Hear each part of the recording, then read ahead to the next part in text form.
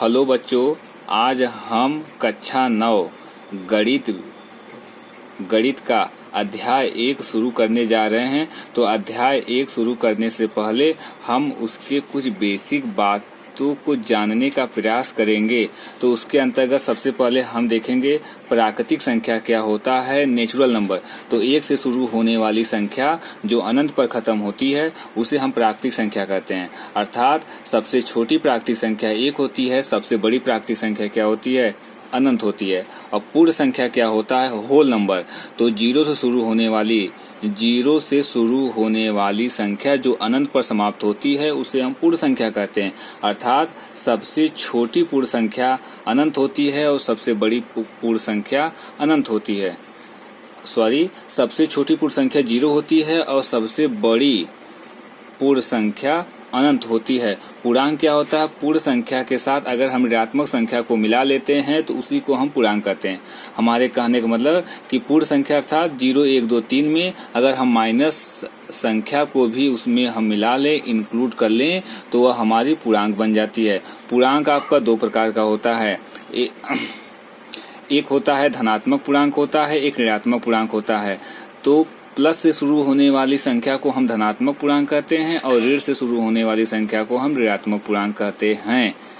फिर उसके बाद हम देखेंगे परिमेय संख्या किसे कहते हैं। P/Q के रूप में लिखी जाने वाली समस्त संख्याओं को हम परिमेय संख्या कहते हैं, जबकि Q का मान 0 के बराबर न हो। अर्थात अगर कह दिया कि 1/0 क्या पूर्ण संख्या है, तो आप कहेंगे नहीं, यह पूर्ण संख्या नहीं है, क्योंकि मतलब हर का मान 0 हो गया। अगर हर का मान 0 हो जाएगा तो वो परिमेय संख्या नहीं होगा। अंश का मान 0 हो सकता है, लेकिन हर का मान अगर 0 हो गया तो वो पूर्ण संख्या नहीं होगा। अब उसके बाद हम जानने का प्रयास करेंगे उदाहरण नंबर 1 को, मतलब कक्षा 9 गणित अध्याय 1 का उदाहरण नंबर 1। सबसे पहला है, इसमें सत्य और असत्य को टिक मारना है, सत्य और असत्य लिखना है। तो प्रत्येक पूर्ण संख्या एक प्राकृतिक संख्या होती है, असत्य, क्योंकि पूर्ण संख्या 0 शुरू होती है और प्राकृतिक संख्या 1 से शुरू होती है, इसीलिए यह संख्या वो सभी प्रत्येक पूर्ण संख्या प्राकृतिक संख्या नहीं हो सकती, इसी कारण यह असत्य हो जाएगा। प्रत्येक पूर्णांक एक परिमेय संख्या होती है, यह सत्य हो जाएगा, क्योंकि पूर्णांक को अंश बटा हर के रूप में लिखा जा सकता है, इसी कारण यह सत्य हो गया। प्रत्येक परिमेय संख्या एक पूर्णांक होती है, प्रत्येक परिमेय संख्या पूर्णांक नहीं हो सकती है, यह असत्य हो जाएगा। अब उसके बाद हम देखेंगे उदाहरण नंबर 2 में क्या कर रहा है कि 1 व 2 के बीच में 5 परिमेय संख्या को बताइए। तो इसको हम जानने का प्रयास करेंगे। 1 व 2 के बीच में हमें 5 परिमेय संख्या को लिखना है, 5 परिमेय संख्या को लिखना है। तो परिमेय संख्या को लिखना है तो इसके लिए हम क्या करेंगे, बहुत वो है, जैसे 1 को हम लिख सकते हैं 6/6 लिख सकते हैं, मतलब ये कर जाएगा 6 का 6, 6 का 6, 1 आ जाएगा। और इसको कितना ले सकते हैं, 12/6 ले सकते हैं, 6 का 6, 6 दूना 12। तो हम 1 को 6/6 और 2 को 12/6 लिख सकते हैं। इसके स्थान पर हम कुछ भी लिख सकते हैं, 7/7, 14/7, 8/8, फिर 16/8, चाहे जो भी लिख सकते हैं, आपके ऊपर डिपेंड करता है। अब यहाँ इसमें देखिए क्या 6 और 12 के बीच में 5 परिमेय संख्या आ जाएगा, तो आपका हो जाएगा 7/6, 8/6, 9/6, 10/6 और 11/6। यही आपका आंसर हो गया।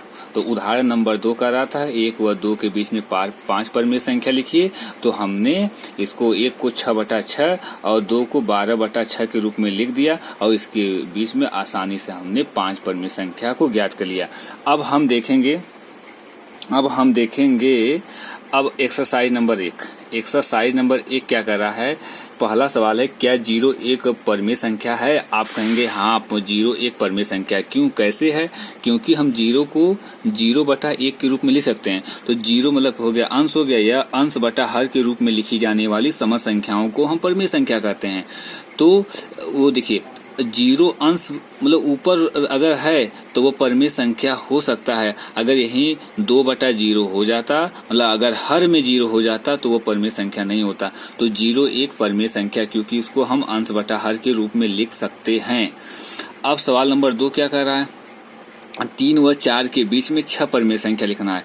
फिर वही बात हम इसमें देखेंगे, इसमें हम देखेंगे 3 व 4 के बीच में लिखना है, 3 व 4 के बीच में, तो इसको हम लिख सकते हैं 18/6, इसको हम लिख सकते हैं 24/6 लिख सकते हैं। देखिए 6 18, 6 चौक 24। अब क्या इसके बीच में 6 पर ठो आ सकता है? इसके बीच में 18 और 24 के बीच में नहीं आएगा, तो हम इसमें क्या कर देंगे, 10 का गुणा कर देंगे। इसमें भी 10 का गुणा, इसमें भी 10 का गुणा, इसमें भी 10 का गुणा और इसमें भी 10 का गुणा, इसमें भी 10 का गुणा कर देंगे। अब देखिए क्या आ जाएगा, हो जाएगा आपका, फिर से रुकिए, सॉरी 1 मिनट। अब देखिए इसके अंतर्गत हम देखेंगे, है ना, 3 व 4 के बीच में 6 परिमेय संख्या को लिखना है, तो हम इसको 18/6 लिख सकते हैं, इसको हम 24/6 को लिख सकते हैं। अब इसके बीच में कभी भी 6 संख्याएं नहीं आ सकती हैं। इसके लिए हम क्या करेंगे, 6 संख्या लाने के लिए हम इसमें 10 का ऊपर नीचे गुणा करेंगे, 10 का ऊपर नीचे गुणा करेंगे, तो क्या हो जाएगा, 18 दहा में 180 और 6 दहा में 60 हो जाएगा और 24 दहा में 240 और 6 दहा में 60, और इसके बीच में आसानी से 2 नंबर मिल जाएगा, तो आपका हो जाएगा 181/60, 182/60, 183/60 और 184/60, 185/60 और 186/60। देखिए 1 2 3 4 5 6, तो ये आपका 6 परिमेय संख्या हो गया। तो यही है, 3 और 4 के बीच में हमें 6 परिमेय संख्या लिखना था। इसके लिए हमने 3 को कितना लिखा, 18/6 लिखा और 24/6। तो इन दोनों के बीच में हमें 6 परिमेय संख्या नहीं मिला, इसी का हम इसे ऊपर नीचे 10 का गुणा किया, तो 18 दहा में 180 और 6 दहा में 60 हो जाएगा, 24 दहा में इतना, 24 दहा में 240, ये इतना हो गया। फिर अब इसके बाद हम देखेंगे, है ना, 3, अब है 3/5 और 4/5 के बीच में आपका सवाल है 3/5 व 4/5 के बीच में आपको 5 परिमेय संख्या को लिखना है। तो इसके और इसके बीच में क्योंकि हर बराबर है, तो 3 और 4 के बीच में 5 परिमेय संख्या नहीं आ सकता है। तो इसके लिए फिर वही बात, तो 10 का गुणा करेंगे, गुणे 10 गुणे 10, यहाँ भी गुणे 10, यहाँ भी गुणे 10 हो जाएगा।